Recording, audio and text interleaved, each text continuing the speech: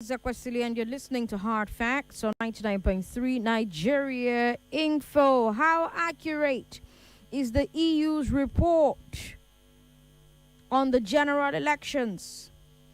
How accurate is the EU's report on the general elections? The Tinubu camp says that the EU exaggerated the issues. The Obi camp says it underreported the issues. The Atiku camp says it was just right. Now, of course, I'm talking about the European Union's Election Observer Mission's report about the elections on February 25th and March 18th. And it brings me to our big hard fact for today, right? According to the European Union's EOM report, a quarter of polling units did not have a result on iReV at the moment INEC declared Bola Tinubu President-Elect. That's an important point because INEC's own regulations stated that all results must be transmitted in real time from the polling units using BVAS and uploaded onto iReV.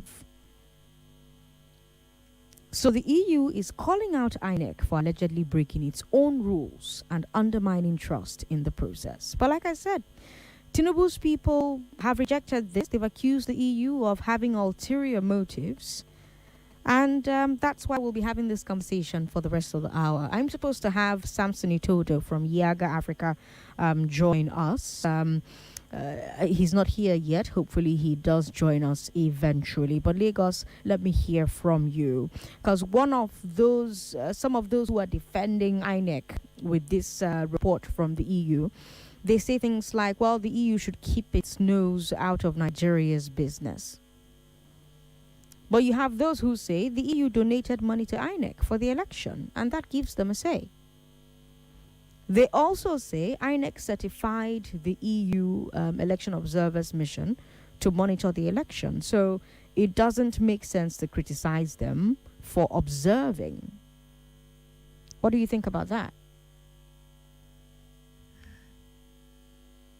0700-993-993-993. We're now joined by Samson Itodo. Samson, good to have you on the show. Good evening. Hi, Samson. Can you hear me?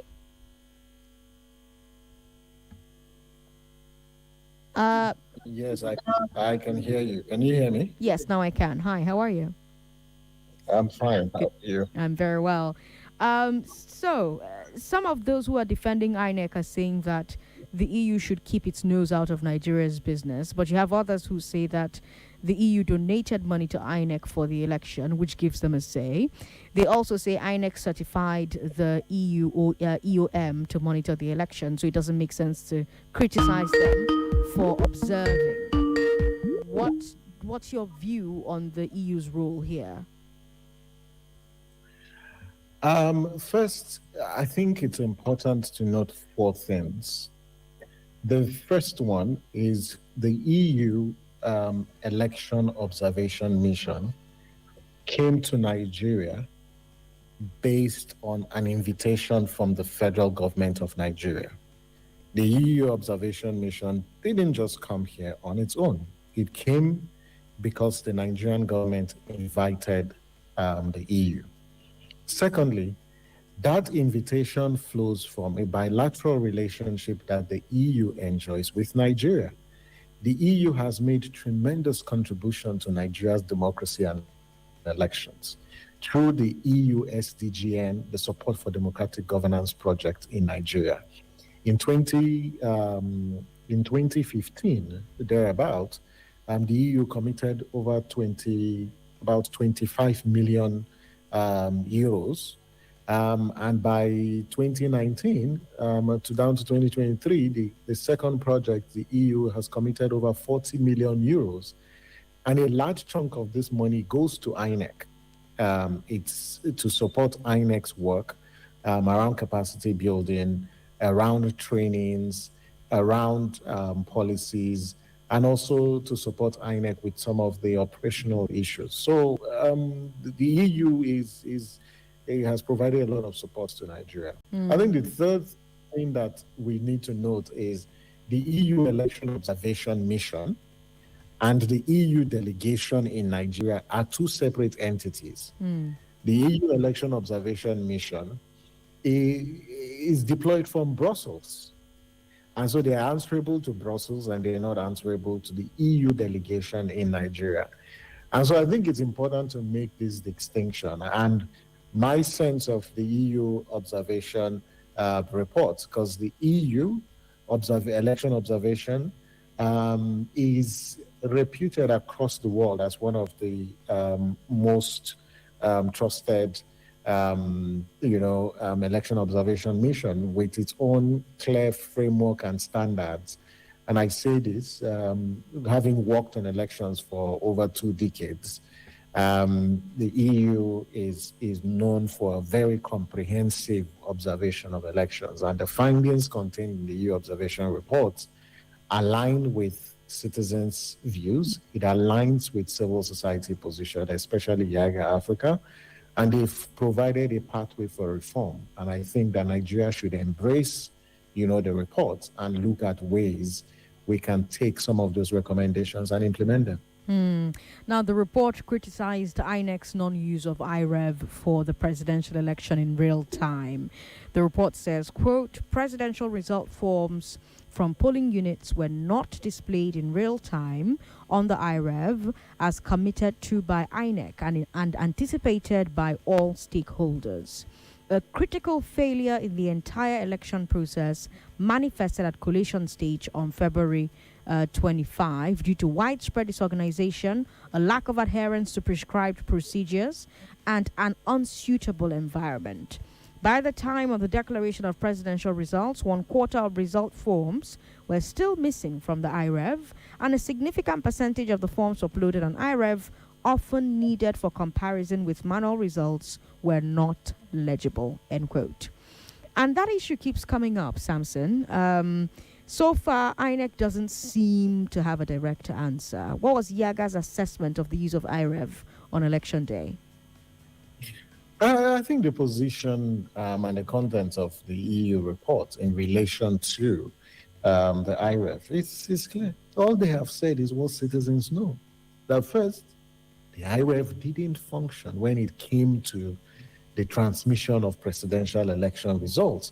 And that cast a shadow of doubt on the integrity of the process. These things are not, they were not extracted from the moon or anywhere. These are lived experiences of Nigerians, because Nigerians had their expectations so high that the iReV and INEC was going to deliver on its promise. But it failed when it comes to the transmission of presidential election results.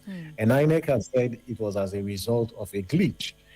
And the way INEC managed the communication, will also, raised a lot of questions. Because if INEC responded promptly to tell Nigerians, we're having a technical glitch, the moment they discovered that there was a technical glitch, I think that would have inspired confidence. But waiting after 48 hours, and even after the results were announced and they were declared and returns were made, up till this moment, INEC had not concluded, the upload of those result sheets. So, quite frankly, there are questions INEC must answer.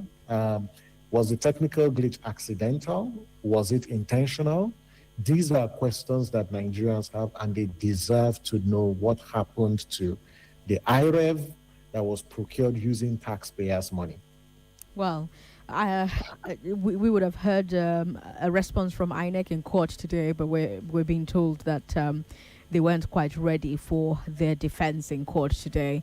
Lagos, if you just tuned in, I've got Samson Itodo here. He is the executive director of YAGA, and we're talking about a report from the EU's Election Observer Mission. They put out a report about the elections on February 25th and March 18th. And this report claims that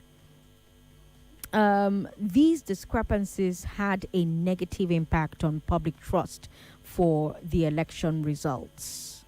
Do you agree with that take? What evidence have you seen of this, if you agree with that take, Samson? Sorry, I didn't get the last question.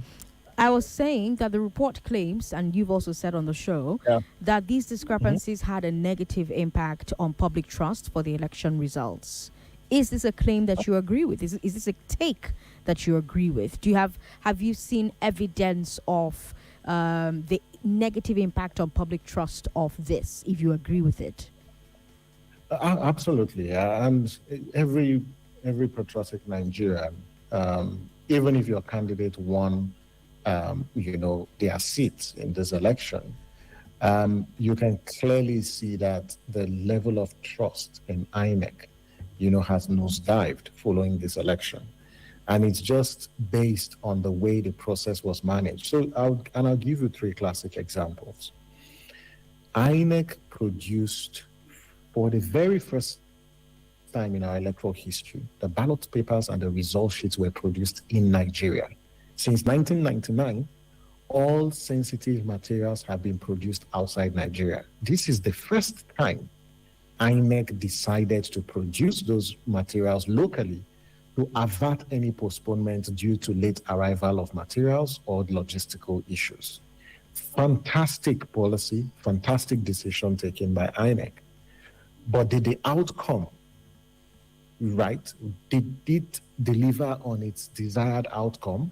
Because the desired outcome was to ensure polling units open early at 7:30 on election day. But what did we see? We discovered, and Nigerians also experienced this, that it was late arrival of election materials. Yiga Africa deployed over 4,000 observers to a random sample of polling units using our PVT.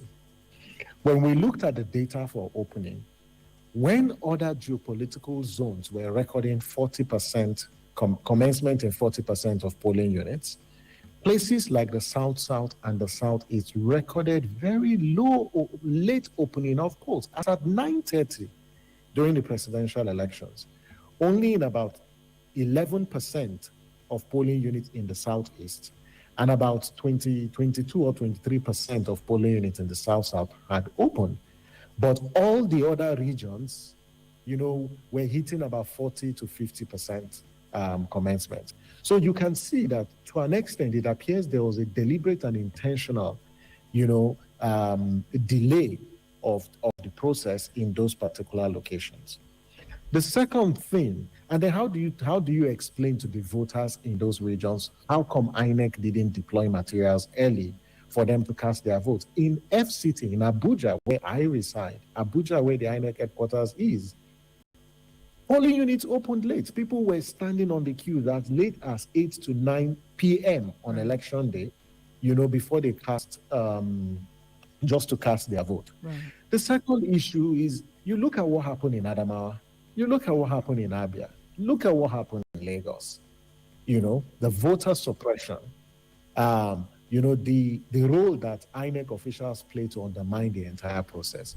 For Nigerians who expected they were going to cast their vote in an election where there was a new legal framework, there was technology, but they were prevented from casting their votes. And those Nigerians, are entitled to vote. It's a constitutional right, but they were denied, of that right. And you expect them to have confidence, in INEC and the Electoral Commission? No. So I completely align with, the views expressed in the EU Observer report, because it's a reflection of the views that Nigerians, do have following the general elections. All right. We'll take a bit of a break and then we'll come and talk about the recommendations that the report made for INEC. So the report made 23 recommendations for INEC, but lists 6 as key recommendations. And when we come back from this break, we'll take a deep look at some of these recommendations. Lagos, as a reminder for you who just tuned in, I've got the Executive Director, Yaga, on the show with me, Samson Itodo, and we're talking about the accuracy of the EU's report on the general elections. I'm talking about the European Union's Election Observer Missions report on the 25th, on the elections that happened on February 25th and March 18th. And the 6 key recommendations they made for INEC are: number one, revise election laws and regulations to remove ambiguities and conflicting interpretations. They suggest that INEC sets up an inclusive process for this. Number two, set up a new process for selecting INEC recs and commissioners. They say that this process should be inclusive and accountable to the public. Number three, results should be uploaded only in real time and only from the polling unit. And collation should be done openly and transparently, with collation forms uploaded as well. All of these uploads should be in a format that is easy to re-download from the database. Number four, there should be quicker and more serious investigation of attacks on media practitioners, because according to the EU, there was a lot of suppression of the media by government actors and government supporters. Number five, get more serious about women's representation by putting in place special measures and education and sensitization of the public. And then number six, stronger enforcement of electoral rules and better investigation and punishment of electoral crimes. So when we come back from this break, we're going to look at these recommendations one by one. We'll start with, the recommendation to revise laws and regulations to remove ambiguities. So Samson will let me know what ambiguities he believes exist in the current legal framework for elections. Lagos, you can also be part of the conversation. 0993 993 993. Let me tell you how you can make some money. Yes, the one way you can make money, it's on the internet too, is by the way that oneplay.ng has been harping about for weeks now. They've been giving out. First it was 75,000 naira. Now it's gone up. It's doubled. The take has doubled, and it's 150,000 naira. And here's how it works: 5 people get to walk away with 10,000 naira, and 2 people get to walk away with 50,000 naira. And all everyone has to do to get in on the draws is bring 200 naira to the board. And how you